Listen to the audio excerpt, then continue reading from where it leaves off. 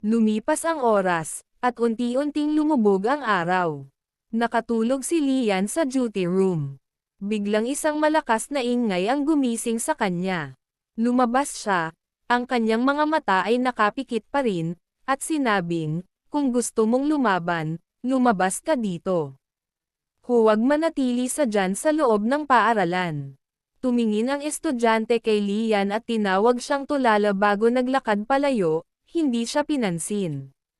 Galit na galit si Lian sa kanya at mabilis na dumiretso sa likod niya. Sinampal siya sa likod ng ulo at winalis ang kanyang mga binti.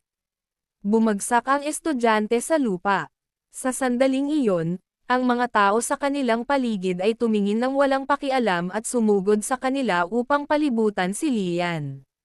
Sa Zhongshan Park, masiglang nagchat sina Boy Vanho at Tumeng. Hindi alam ng dalaga na siya ay nailagay sa listahan ng mga huling target ni B. Vanho. Pagtingin sa gwapong intelektual na mukha ni B. Vanho, parang lalabas na ang puso niya sa dibdib niya.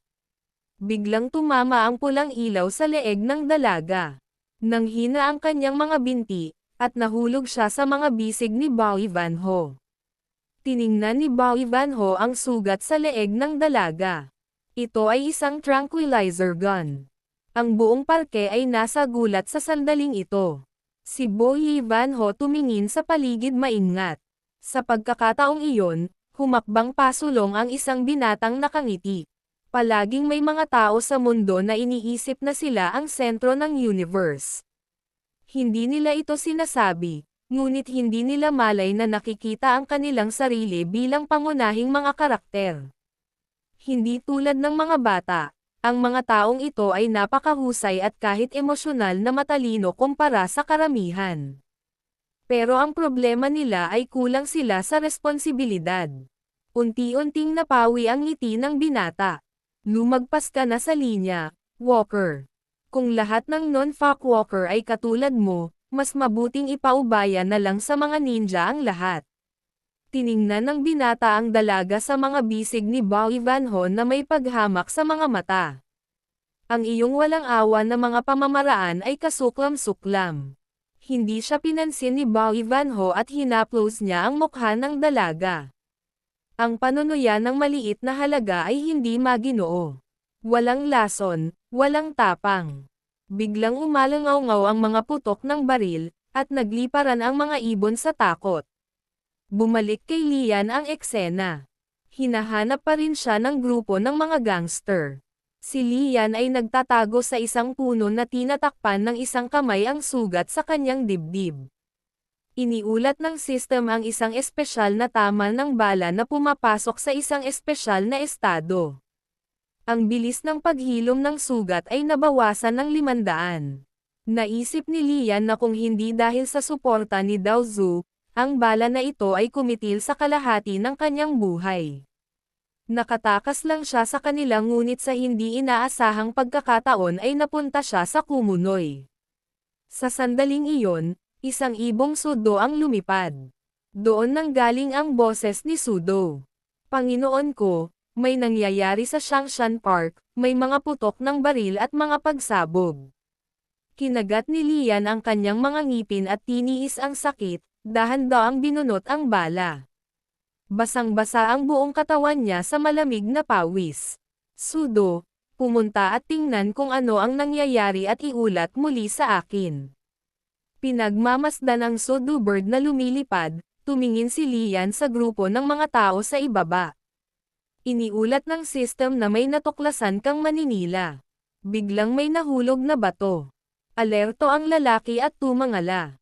Bumaba mula sa langit ang Ghost Rider, ang mga itim na kuko nito ay tumatama sa mukha ng lalaki. Tumalon pabalik ang lalaki, bumagsak sa kanyang likod, at pagkatapos ay naglabas ng 2 baril.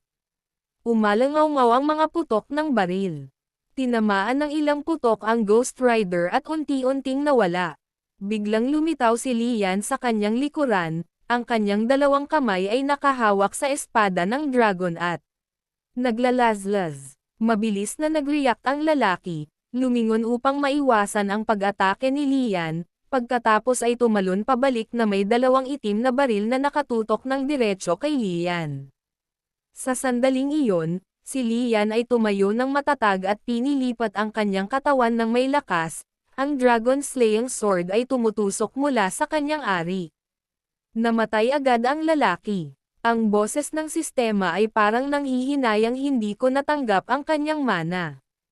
Sa pagtingin sa bangkay, naisip ni Lian na isa siyang gunman. Hindi siya dapat mag-isa. Dapat may mga kasabwat. Kinuha niya ang baril ng lalaki at maingat na tumingin sa paligid. Sa sandaling iyon, ibinaba ng ibong sudo ang mga pakpak nito at lumipad pabalik sa gilid ni Lian. Matapos marinig ang ulat, natahimik si Lian. Biglang nahulog mula sa itaas ang isang piraso ng salamin na mahigit 1 metro ang haba. Mabilis na umiwas si Lian sa isang tabi, tumangala. Isang babaeng estudyante ang nag-aalangan na nakatayo sa tabi ng bintana, naputol ang mga kamay sa salamin at dumudugo ng husto. 12 ng Sodu Bird ang sumugod sa gusali ng paaralan, nagsimulang maghanap ng mga kaina-hinalang tao. Biglang, isang kakaibang puwersa ang humila patungo sa isip ni Lian. Alerto siya, iniisip sa sarili na gusto nilang sakupin ang aking kamalayan. Sa sandaling iyon, naramdaman ni Lian na nawala ang isang ibong sudo sa ika-4 na palapag. Pagkatapos ay hinayla ni Lian ang kurtina sa bintana at tumalon sa ika-4 na palapag. Nakatayo siya sa kurtina, pinapanood ang dalaga na itinaas ang kanyang pantalon. Nang makitang tumalon si Lian sa banyo ng mga babae, inihagis ni Lian ang Dragon Slaying Sword, na dumikit sa dingding sa harap ng babae.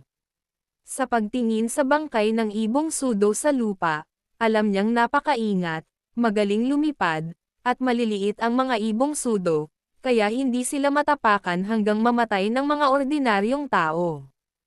Hindi pinansin ni Lian ang babae, na naninigas na takot, at itinulak ang pinto sa tabi nito. Napatingin sa kanya ang isa pang babae, namumula at sumisigaw, "Holy crap! Banal na kalokohan! Diyos ko!" Umalangaw-ngaw ang hiyawan sa buong bakuran ng paaralan. Mahigit 10 lalaking estudyante ang lumitaw sa pintuan ng banyo. Nang makita ito, nagpaputok si Lian sa dingding. Nagpanik at nagkalat ang mga estudyante. Pagkatapos ay itinutok niya ang baril sa batang babae sa banyo. "Bam-ulong, batang babae, magaling kang maglaro." Samantala, kumalat sa buong paaralan ang eksena ng pagsira ni Lian sa banyo ng mga babae. Nang marinig ang mga salaysay ng estudyante, nagmamadaling lumapit si Mr. Chin, sa takot na magdudulot ng gulo si Lian at madawit siya. Naroon din ang pamunuan ng paaralan sa pintuan ng banyo, sinusubukang hikayatin si Lian. Pero hindi niya pinansin. Sa pagtingin sa nanginginig na batang babae na umiiyak, sinulyapan ni Lian ang batang babae na nakatayo sa pintuan, at ang kanyang mga mata ay eksaktong kapareho ng babae sa banyo. Sinadya niyang inilayo ang daliri sa gatilyo. "Bam-ulong, batang babae, tumaya tayo. Pastahan ako na ikaw at ang babaeng iyon ay gusto akong patayin." Bago siya matapos magsalita, ang batang babae sa pintuan ay bumunot ng Dragon Slaying Sword sa isang kisap mata, sumugod, at nilaslas ang leeg ni Lian. Lumuhad siya at umiwas. Napaatras ng ilang hakbang si Lian at nagpaputok ng ilang putok sa babae. Ngunit hinarang niya ang lahat ng mga bala. Sa sandaling iyon, ang batang babae na nakaluhod sa banyo ay tumalon, sumisigaw. Nakaramdam ng pagkahilo si Lian, at nang ang sistema ay nagulat na direktang nakaharap sa kapangyarihan ng demonyong Moko, mariing iniling niya ang kanyang ulo upang huminahon. Sa pagtingin sa dalawang batang babae na nakabantay, alam ni Lian na ito ang kanilang tunay na anyo. Ang araw ay unti-unting lumubog, at ang Shangshan Park ay naging tahimik. Sinundan ni Wushan ang amoy ng dugo at natagpuan kung saan natipon ang mga ninja sa lupa. Ang tanawin ay mapanglo, May mga bangkay sa lahat ng dako. Pagtingin sa huling nakaligtas, tinanong niya sa mahinang boses, ang kakayahan mo ba? Nitong linggo lang, may butas sa tiyan ang lalaking nasa harapan niya, at umaagos ang dugo. Inalalayan niya ang isang walang malay na babae sa kanyang likuran. Hindi niya pinansin si Wu Shan at mahinang sinabi, nakakahiya na iba kami sa iyo, ang mga palaboy na may mana. Ang kapangyarihan ng mga mandirigma ay nakasalalay sa lakas ng prutas. Bahagi kami ng prutas, kahit na matutulungan ka naming maglinis ng mas mahusay. Sa simula, sapat na ang aming lakas para harapin ang mga mababang antas na gumagala tulad mo. Sa hindi inaasahan, tumaob kami. Bago pa man siya makatapos magsalita ay bumagsak ang lalaki sa lupa. Itinaas niya ang kamay sa dibdib at saka tumigil sa paggalaw. Hinanap siya ni Wu Shan at inalis ang banal na utos sa kanyang katawan. Biglang bumalot sa kanang kamay ni Wu Shan ang agos ng tubig. Walang pangalawang salita, sinuntok niya ito. Ang agos ng tubig ay unti-unting nagbago sa hugis ng Jiaowu. Nang makitang hindi niya maaga ang banal na kautusan, agad na umatras si Jiaowu ng 5 metro at 6 na metro ang layo. Inihayag niya ang kanyang sarili. Noon lang, isang Dragon Saber Blade ang tumama kay Wu Shan sa likod ng leeg. Sa hindi inaasahan, isang pulang globo ng liwanag ang hamarang sa talam. Nang makitang nabigo ang palihim na pag-atake, tumalon si Zhao Xin sa tabi ni Jiaowu at sinabi kay Wu Shan, ibigay ang item para magamit namin. Ibabalik natin ito pagkatapos natin. Kung hindi, bubugbugin ka namin hanggang sa isuko mo ito. Sa sandaling matapos silang magsalita, sumugod sina Jiaowu at Zhao Xin upang salakayin si Wu Shan. Ngunit biglang tinawag ni Wu Shan ang mga patay, na nagsasabing wala silang naramdaman. Kahit na mali ang iyong hula, hindi ito itinuturing na isang pagkakasala. Pagkatapos ay ikinaway niya ang kanyang kanang kamay, at ang bangkay sa tabi niya ay nasunog. Nang mapanood ang bangkay na nasusunog hanggang sa abo, gumaan ang loob ni Wu Shan. Talagang nakatakas si Bu Ivanho, at hindi ito isang pakana para itaboy ang lobo at lumunin ang tigre. Sa sandaling ito, kumaway si Wu Shan sa magkapatid na Jiaowu at Zhao Xin.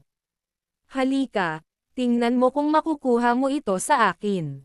Samantala, naglagay si Lian ng berdeng prutas sa kanyang bibig. Sa likod niya, may 2 pang bangkay. Sa malamig na mukha, lumabas siya ng restroom. Ang boses ng sistema ay umalangaw-ngaw na ang pamana ng demonyong Moko na si Chi-Chi at 2 lalaki ay natanggap na. Ang mga estudyante at guro sa hallway ay nanginig at napaupo sa sahig nang makita nila si Lian. Nakita niyang nakaupo din si Mr. Chin sa sahig at inabot siya para hilahin siya pataas. Ngunit sa sobrang takot niya ay napaatras siya. Napabuntong hininga si Lian. Dahil alam niyang hindi na siya maaaring manatili pa sa paaralan, tumalon siya mula sa bintana sa ika-4 na palapag at mabilis na tumakbo palayo sa direksyon ng Shanshan Park. Bumalik ang eksena sa Shanshan Park. Nag-transform si Trungu sa tubig ng Mintrak River, iniiwasan ang pula at dilaw na sinag ng liwanag. Ang pulang sinag ay tinawag na Namgo, at ang dilaw na sinag ay tinawag na Trangtan. Ang gasuklay na talam ng itim na pagong at ang halberd ay nag-transform sa hindi mabilang na mga talam, na pinutol sa kalahati si Namgo. Sa isang malakas na boom, sumabog si Namgo, na naging pulang alikabok na lumipad sa hangin. Ang mga butil ng pulang alikabok ay nahulog at nasunog sa mga damit ni Zhao Xin. Kinagat niya ang kanyang mga ngipin sa sakit at ibinaba ang kanyang crescent blade at halberd upang lumikha ng whirlpool upang harangan ang pag-atake.